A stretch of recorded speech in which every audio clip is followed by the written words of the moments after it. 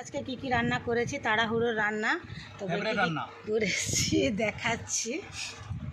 প্রথমেই ভাত, মুগের ডাল, আলু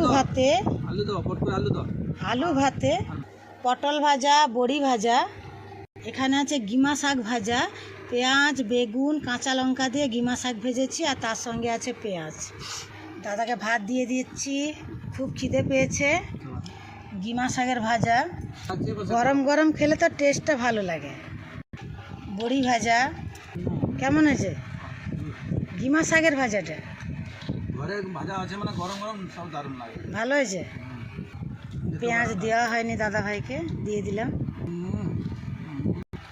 পটল ভাজা, আলু ভাতে দাদা ভাইকে ডাল দিয়ে দিলাম।